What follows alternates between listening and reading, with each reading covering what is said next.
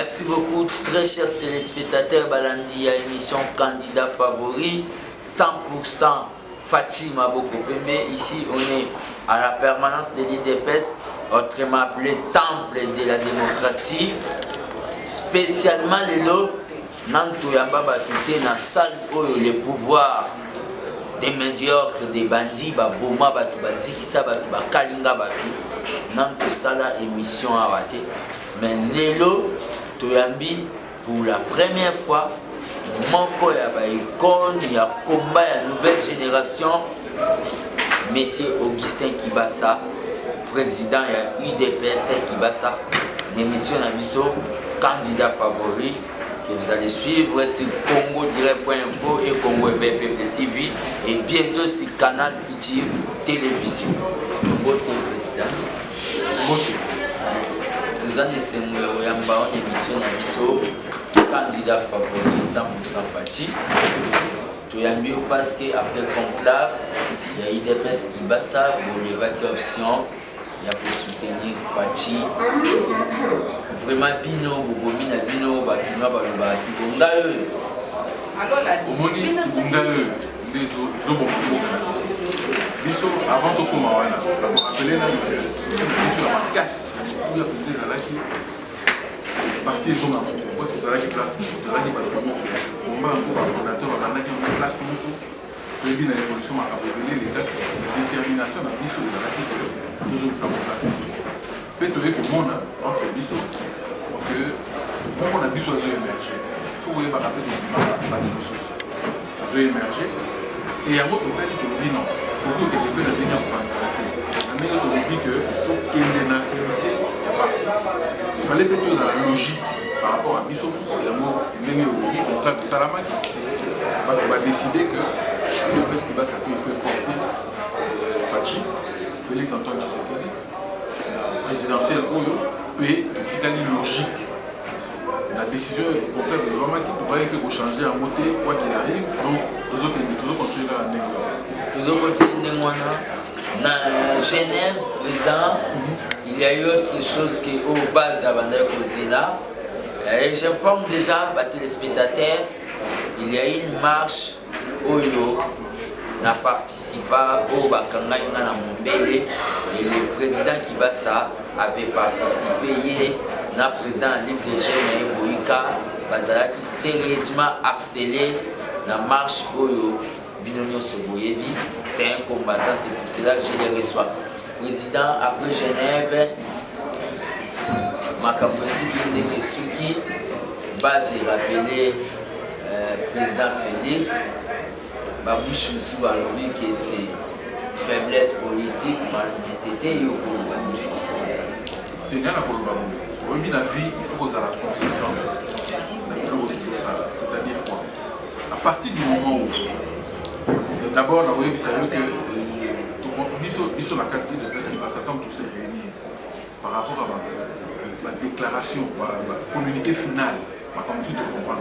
Parce que tout le monde a par exemple que le président, où il a élu, face à la 2 ans, il y a la constitution, il y a Bisso tozobunda pour l'État, tozobunda pour le respect à la constitution, pour quitter pour tambourlation cette constitution. Déjà, le problème est là qui va. Et puis, il y a la beauté président Fatia, le président Vital, que ma camboleta qui n'est pas là qui kuna. Moi, il faut des alaki. Et que tous à la paix conséquent envers nous. Genève, il fallait que nous soyons candidats pour la commémoration de la victoire. Et ça fait que nous sommes candidats au Meka. Tout à l'heure, il y a un sondage à Bercy, ils ont clair. Fachi, 36%, Vital, 17%. Donc, logiquement, chez vous, comme opposition à la victoire, parce que nous sommes toujours dans le moment de stabilité, ils ont logiquement dans Fachi, et puis Vital. Alors, comment on peut mettre la somme à 5%? Pour qu'il s'élève sur 50, au moins, pour tous à la sûre que le cabinet non. Je pense que logique est à la quitter. D'abord, dans l'autre sondage, jamais pour qu'il y ait un vote, 36% d'intention de vote, 1% d'intention de vote sur le même pied d'égalité. Beaucoup de la pas voter, ça n'a sens. Je pense que soki toza logique et cohérent nayebi bato balobi retrait ya tuna retrait ya signature esalaki neti mwa problème. Je pense que soki bomoni oza na contrat omoni que bato misusu barespecte yango te oza na droit koretire signature nde oyo faci asalaki nde oyo mpe président Kabila asalaki nabanzi que lelo oza na eseko ya komona que bazotambola le président opinion misusu bazojuge le président Kamere fait des versatiles, il a changé de position, lobby, confiance et attributs au niveau là. Il faut tout ça attention. Et belé batolo bongo, c'est parce que va moni que bio wana, ils ont vraiment la victoire. Parce que n'a pas ça là, les lots. Qu'assure la confiance des alliances. Ce que lobby, ils ont dit un bon peuple ils souffrir. La canicité que les lots président Kabila est en Mazana a moni le peuple ils souffrir à cause de la versatile. Là, on assure que nous sommes basés sur la confiance. Et puis, dans le de la temps sous Genève, vous avez dit qu'avant de battre dans la salle, le président Kamere, le président Fachi Basololaki, vous avez vu Makambalaki, je pense que les lots du Rwanda sont basés sur la confiance. Il y a pas de balé, pena bisonio sur tout le lobby, bon maniza na mboka na biso, alternance, il y a malamu ezala parce que l'alternance c'est ça muto azawana azala société.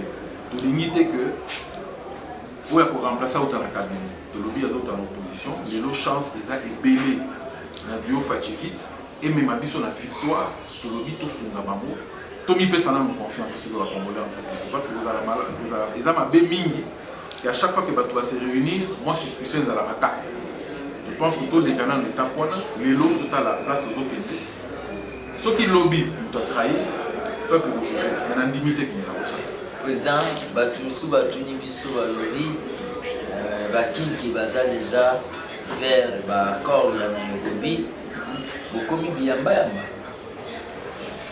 Tout le monde a nayebi nayoki ebele mais nakoloba le tout est animé soki congolais lelo alobi nga namoni ke place tabandaki kosala asalaki mabe il faut na changer ntango mosusu tozongela nano na UDPS il faut bato bayeba ke bafondateur ya UDPS bazalaki nanu bamembre éminent ya MPR tozalaki na baministre tozalaki na badéputé tozalaki na bamembre ya bureau politique bazalaki na kati ntango badesidaki kolongwa mpona kosala UDPS. Donc, eza te que mpo moto azali kote kuna mosusu aza forcément mabe mais biso tolobi eza biyamba ya mabe kongola lobi bon nalingi na prêter main forte na biso ngai mpo tokende na bonne direction mpo tolonga tolobi eza bien mais le tout c'est que tozomitala entre biso tozomitala bien parce que moto oyo akoloba eloko moko lelo lobi a changé peuple a sanctionné parce que les lots, makambo essaie de changer dans le monde. Logique est ça, pour nous pouvoir, il faut qu'il y ait l'élection. Je suis pour trahir le peuple. On dit que l'objet qu'on peut savoir, ma casse, qu'il y ait des ressources. Donc, c'est vrai, il ne faut pas qu'il y ait n'importe qui, mais dans le lobby, tout peut ça, battre sur chance.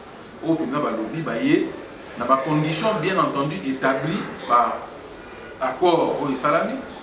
Base à respect mais tout peut savoir nos chances. La bandité que les lots na dynamique autour de à 3 mois, à 3 semaines pardon, l'élection peut-être moins d'ailleurs que Moutoki Poya aya kotisama kokoso na dynamique aux salama déjà il m'a quoi à botika la première. Ouais. Et toi le ciel t'aidera, UDPS Tshisekedi et lança qui opération il y a $1 ou plus. Il le bani no kokoloba. Na bato bazomona ngo lemsuna nutina te te ngana zolo ba il faut tout ça attention tozolinga mbongo ni sala ba tozolinga to mona duo Fachi vite place nyoso na mboka na biso il faut to yeba que za grand côté toza na devoir biso nyoso ya ko soutenir combat wana o tozo sala lelo toza na $1 toza na $10 $100 1000 nyoso za na mo il faut que soutenir combat parce que biso ba o balingi alternance alternance tout misusu kaka tende faut pas ça ça bisonyo solo mais bisonyo se cause à la présidente bisonyo se cause à la premier ministre mais bisonyo se la souci alternance dès que tout ça l'effort tout tient ma beaucoup na poche que autour na moto pesa pour assurer que lobby non seulement pouvoir changer mais que alternance est pour ça la main sans aucun problème dans le pays il faut que qu'en face bazoli na ba tricher nous avons besoin au moins 90 000 témoins il faut tous avoir en charge 90 000 témoins on a dit que tout bloqué peut moi tricherie ou ana oh tu y que bazoli préparé déjà donc pour nous avoir en charge les aussi n'a pas moyen biso news tout simbana pour tout que les longo et tout long président le Congo à l'insécurité ambassade des États-Unis bakangi l'insécurité pas djihadiste va côté commentaire où ils ont qui ça justement limite à pouvoir ça fait des années que tout le baba ceux qui va marcher ça la mine à Kinshasa gaz lacrymogène pour bêta des choses facile à est par exemple à Beni ba to kota ndenge ba dingi ba bomi ba KIP l'autre moko ça la maté vraiment na difficulté à kanisa que pouvoir vraiment azalaki na capacité de protéger mon cannabis ou encore peut-être tant mususu ils appellent moi pas si ils ont eu capé parce que pouvoir autant aussi en des accomplis ça m'a quand même sur la reste bon les lois djihadistes va communauté dans Kinshasa mais les sécurités à partir pouvoir quitter qui ko sécuriser mon cannabis na ba frontière na biso ba to ba kota capé ba bini ndenge ba lingi donc ils a clair toujours comme coup tout tout le monde dit que ça fait plus d'une semaine que l'ambassade des États-Unis s'est arrêtée. C'est quitté. Donc, il y a effectivement les armes à mingi, les irresponsabilités. Malheureusement, il y a un pouvoir aux gens. Ce qui vient de se salamité les 23, une opposition, Fatih Vitolo Salam. Oui, ils assurent. C'est que Yambala Oyo, ceux qui m'ont quitté, que pouvoir au fan là. Bango ba pesa ki ba garantie. Bango ba lobi tozoba na élection to yé na élection. To ki konima atam kete ki ba vanda wana na bandi so oyo tozokanisa yango déjà. Ba kamusu za ko na cause la presse tena lobi la kamu ko na TV. To vanda to mûrir to ma kamu ko clair.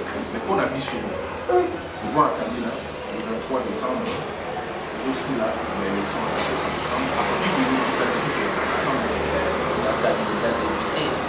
Ils appellent stratégique, nous avons un candidat à niveau mais pour le moment, nous avons tous les ça, candidat à la présidentielle numéro 20 Fachi. Dès que nous avons beaucoup de santé, nous